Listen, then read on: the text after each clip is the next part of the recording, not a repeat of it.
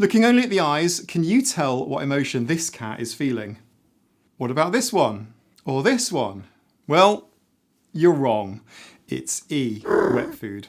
Okay, that was a trick question. Well, it's not far off the actual tests, whose results have been used to claim that autistic people have mind-blindness or suffer from deficits in theory of mind. Hey friends, I'm Mike, a late identified autistic adult, and yes, today is a science debunking video, but unlike the easily dismissed low-hanging rotten fruit of claims from the tree of RFK Jr., these claims started with none other than the eminent Sir Simon Baron-Cohen and his earlier papers, and evenly a massively cited book, Mind-Blindness, an essay on autism and theory of mind.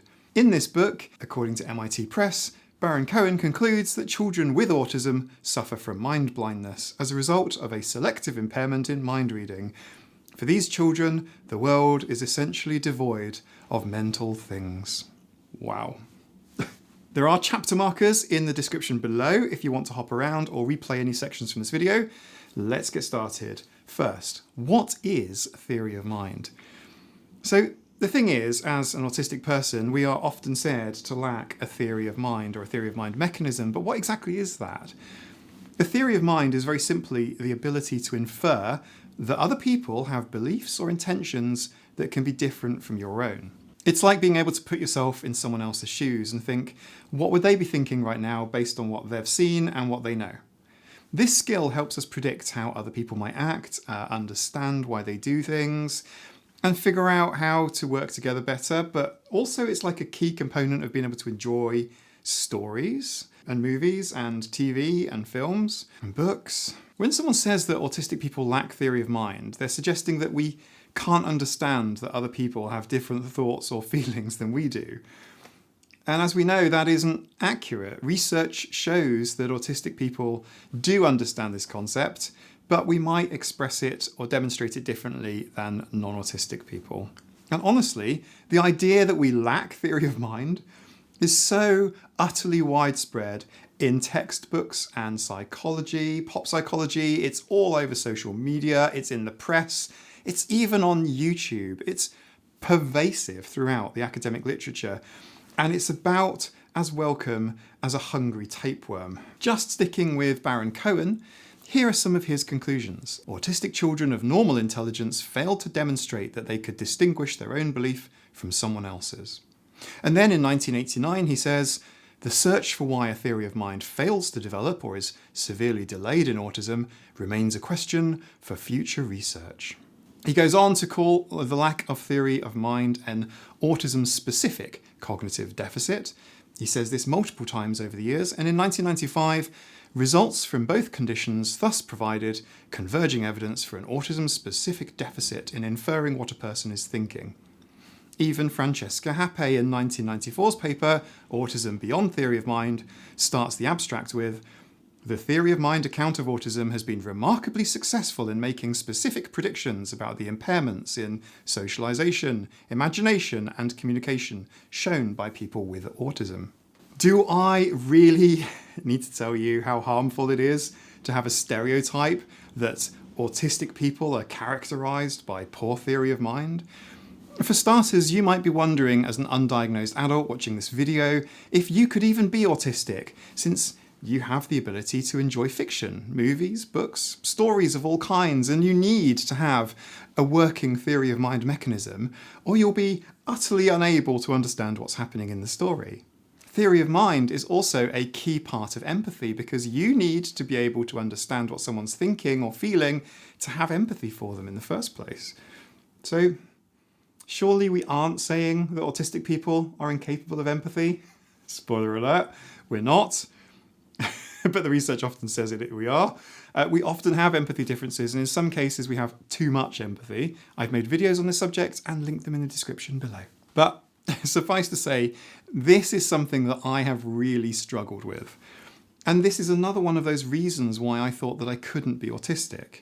Maybe there is a problem with the way that theory of mind is measured and assessed. The Sally Ann test. The initial claim that autistic people lack a theory of mind is based on their performance, as a child obviously, because as we know, only children can be autistic, sarcasm, on a test called a false belief task. The most classic version of the false belief task is the Sally Ann puppet test. It involves two dolls, Sally and Anne. Now Sally puts a marble in a basket and leaves the room. And when Sally is gone, Anne moves the marble, she's very, very naughty, to a box. The child is then asked verbally, where will Sally look for her marble when she returns? If the child answers with the location where the marble actually is in reality, they will be considered to have failed the task.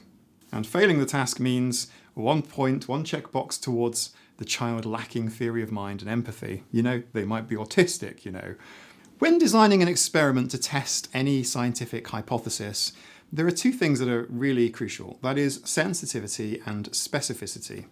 Specificity refers to how well a test can correctly identify negative cases. In other words, avoiding false positives. In the context of theory of mind testing, if we claim that a test identifies a specifically autistic trait, then the test should primarily identify autism and not other conditions. However, the Sally Ann test fails this basic requirement of scientific testing. Research has since shown that the Sally Ann test is failed by a great many non-autistic groups, including deaf children with hearing parents, children with language impairment, Down syndrome, cerebral palsy, or even, get this, that children with typical developmental trajectory who just happen to be 4 years or younger. Neurotypical children fail it too.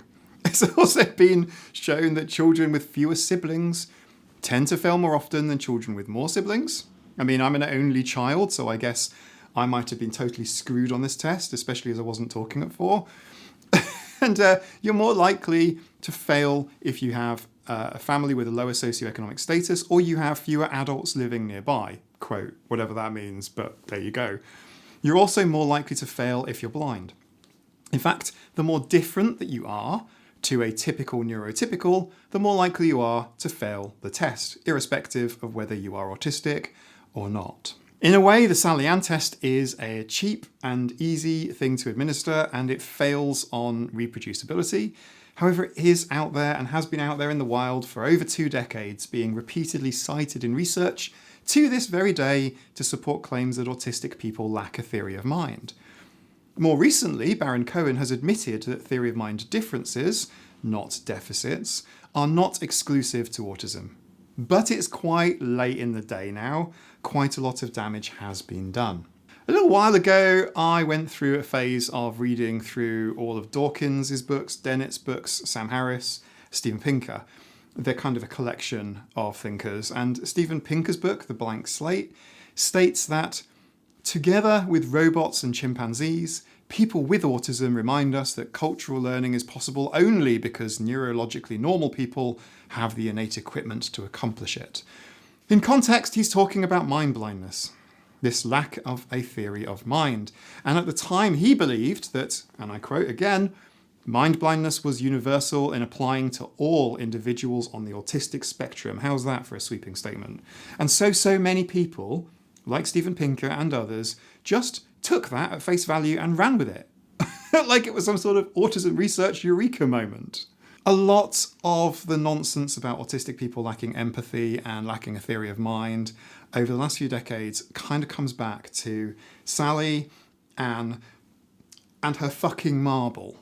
And a test that is so non-specific. It isn't measuring something unique to autism, but some other characteristic that can be affected by a whole swathe of developmental, linguistic, and cognitive factors.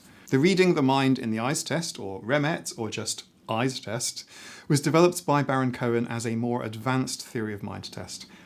It shows photographs of just the eye region of people's faces and asks participants to choose which of the 4 complex mental state terms, like contemplative or skeptical, best describes what the person is thinking or feeling. The test presents 36 images of just the eye regions with 4 mental state terms for each image. You need to pick the word that best describes what the person is thinking or feeling based only on a picture of their eyes. It's meant to assess your ability to read the subtle mental states of others, essentially claiming to measure your mind-reading abilities. Baron-Cohen claimed autistic people performed worse on this test, reinforcing his theory that autism involves a deficit in theory of mind. But there are some major problems with this approach. Firstly, the eyes test has two versions. The first version had only 2 responses to choose from instead of the current 4, and only used basic emotions, which were direct opposites. So you had a choice of panicked versus calm. And the problem with the first version was that it had this ceiling effect. Scores were just across the board too high. It wasn't a good test. Some years later, this new version that we have today dropped, which is more questions, there's a little more diversity, but still only Caucasian faces, and a choice of 4 emotional words, and they're of a similar intensity. Baron-Cohen and colleagues found that autistic adults performed worse on the eyes test compared to non-autistic adults, which suggests a deficit in mind-reading abilities. However, there are serious methodological problems with this test that call its validity into question. Some people might say that allistic or non-autistic people can generally intuit emotions in the eyes much faster than autistic people. I'm not necessarily agreeing either. For me, it's context-based and systematic. I'm thinking things through. I tend to rely on what I'm being told from someone else rather than look at their eye area for communication. And I have been working on my part to do the correct face dance to communicate in the situation. As Pierre Novelli puts it. But the problem with the eyes task is that it relies on complex language. And autism involves communication difficulties. It's part of the diagnostic criteria, so it's hardly surprising then that autistic participants with communication difficulties performed worse than their neurotypical counterparts without communication difficulties. Autism is highly heterogeneous, so if you've met one autistic person, you've only met one autistic person. So communication skills differ widely between autistic people, and that's why we see really wide results from the autistic people on the eyes task. But subsequent studies have shown that the performance of someone on the eyes task can be accurately predicted, based entirely on their language proficiency alone.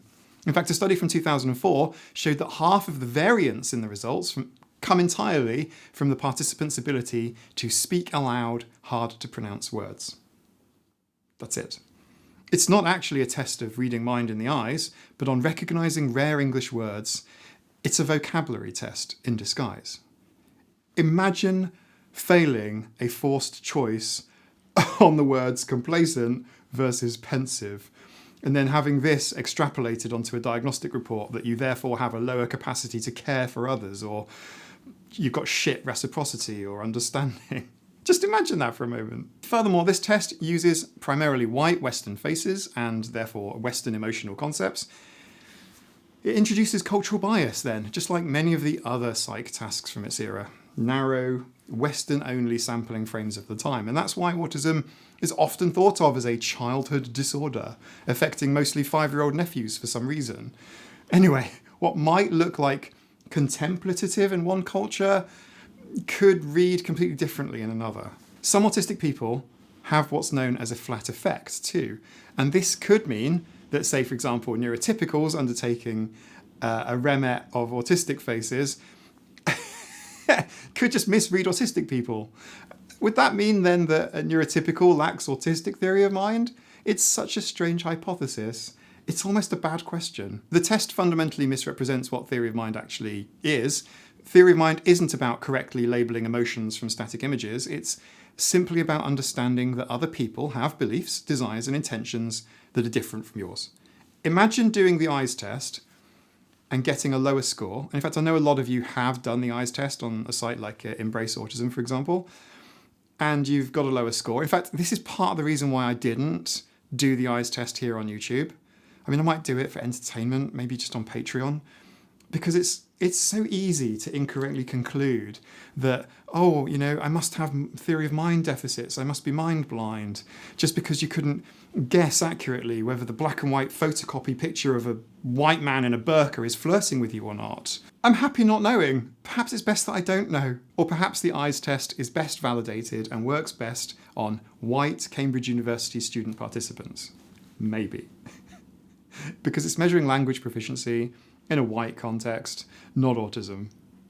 And also, bear in mind, if the RMET really measured a core theory of mind ability, it would actually line up with other theory of mind tasks, right?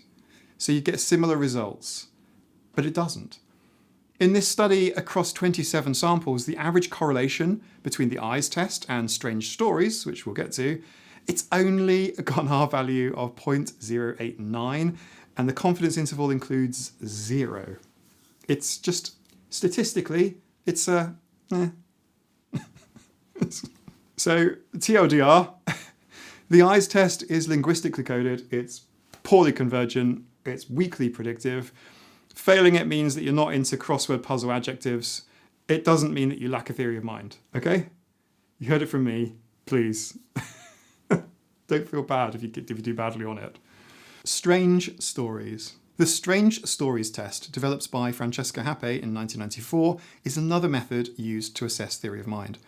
The test consists of short vignettes or stories that involve various social situations where people don't literally mean what they say. So participants are asked to explain why characters say things that they don't mean. And the stories can involve scenarios with everyday mental states, such as white lies or jokes or pretending, misunderstandings, persuasion, sarcasm. After reading each story, participants must then answer questions that require them to infer the character's mental state and intentions. For example, a story might involve someone saying, "What lovely weather," when it's actually raining heavily. And that would be sarcasm, I guess, unless they really, really like the rain. But no, don't think too hard on these tests. And participants need to explain why the character said this. Unlike the Sally Ann test, the Strange Stories test is more complex and nuanced, testing more advanced theory of mind capabilities. You know, second order thinking, that sort of thing. Second order theory of mind and so on. However, the test also has limitations. It heavily relies on language comprehension and verbal ability, which can disadvantage autistic people who may have language processing difficulties. And often the test scenarios are presented without any visual or context cues that would typically be present in the real world, in real life. Another one like this, also from Francesca Happe, is the animated triangles test, sometimes known as the Frith Happe animations. And it's another measure used to assess theory of mind. So this was developed by Jutta Frith and Francesca Happe. This test involves short animations of two triangles moving around the screen. So in these animations, the triangles move in ways that can be interpreted as displaying social interactions and intentions. For example, one triangle might appear to be coaxing another one out, or playing with them, or surprising one, or maybe they're bullying or something like this. And the key aspect is that they're just triangles. Okay, no one said anything, they're just triangles. And any perception of intentions or emotions or mental states is entirely projected by the viewer, the participant. So participants then are asked to describe what you see happening in the animations, and researchers then analyse the descriptions that you give for the presence of mental state language. So any words that attribute thoughts, feelings, personification, that sort of stuff. If you're making the triangles like give them agency and thoughts and stuff, that's kind of like what they're looking for. Now, the claim is that autistic people tend to describe the movements of the triangles in more physical, mechanical terms, rather than social or intentional ones. They use a different sort of language set. However, this test has been criticised for several reasons, because it relies heavily on verbal expression and language abilities. And the scoring system is subjective, right? So the person running the test is biased towards neurotypical interpretations. It tests attribution of mental states to abstract geometrical shapes, not actual human social understanding. Many autistic people may understand the mental states involved, but describe them differently. So it depends how I was feeling. If I was feeling kind of playful or silly, I might make up a silly little story about the triangles, but ordinarily I would just describe the triangles. I wouldn't try and infer my computer science background. I'm going to describe how they move. I'm going to describe the triangles in terms of their shape and colour. I'm going to describe the movements. I'm going to try to map them as to say, okay, well, this is how this one's moving and that one's moving. Oh, you actually wanted me to pretend they were people? Well, okay then, let's do that. It's completely subjective. Unlike other theory of mind tests, the Animated triangles task, maybe measuring differences in language use, or attention and focus maybe, or your interpretation style rather than an actual ability to understand someone else's mental states, even if they're a two-dimensional flat triangle. In fact, studies comparing animated triangles with strange stories, both tests, both involving Francesca Happe and both tests that supposedly measure theory of mind, well, they should show converging results, which they don't. Why do neurotypicals think that autistic people lack theory of mind? We've got the last few decades of autism research into theory of mind, empathy, the ability to understand that other people have different knowledge, ideas, or goals to our own, and a pervasive belief that autistic people are mind blind. Prominent researchers like Simon Baron-Cohen and Francesca Happe have been involved in creating tests that aim to demonstrate this hypothesis, but the tests have failed to reach consensus with their other tests and appear to be measuring language proficiency and not autism. So, in light of the very weak evidence to support the hypothesis and significant evidence too into the poor quality of the data used to make these claims, why do some researchers stick to the line that autistic people lack a theory of mind? I don't know. Let me know in the comments your thoughts, why this might be. But I think it's relating to differences maybe in neurology that result in effects that we autistic people see every day in our day-to-day lives. We are often in situations where we find ourselves being misunderstood, right? Or prejudged, yeah? Well, some of this can be explained by Milton's 2012 double empathy problem, which argues that the true barrier to communication, empathy, understanding between autistic and non-autistic people, it's not one-sided. It's not the deficit of you. I'm okay. It's your problem. Yeah, it's not like that. It's reciprocal, entirely reciprocal. Milton suggests that both groups experience difficulty understanding and empathizing with each other due to differences in neurological processing, perception, communication styles. This isn't a deficit unique to autistic people. It's a mutual challenge across a neurological divide. There's also the context of the tests. The test formats don't often make sense. Brief, one-shot tasks poorly model reciprocal interaction. They don't have any of the previous context or information that would have been available to an autistic person in the real world. Theory of mind tasks and tests don't reliably predict empathy or your friendships or your social outcomes, and we need to stop saying that all autistic people lack empathy based on a flawed test of 2 dolls, a basket, and a fucking marble. If theory of mind is the basic machinery for social engagement, then the tasks should be able to forecast how well somebody can empathise with someone else, their friendships, their persuasion abilities, their everyday social functioning, communication, all that stuff, all the things. And large studies repeatedly show that they don't. They don't have any predictive validity in autistic and non-autistic groups alike. You can perform badly on the RMET and do great in real life. Last week I met up with Quinn from Autismatic and we recorded a chat on a bench in a park.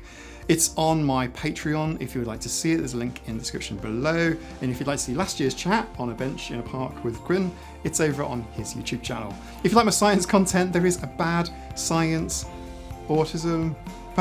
science. If you like my science content, there's a bad autism science debunking playlist here that you will enjoy watching next.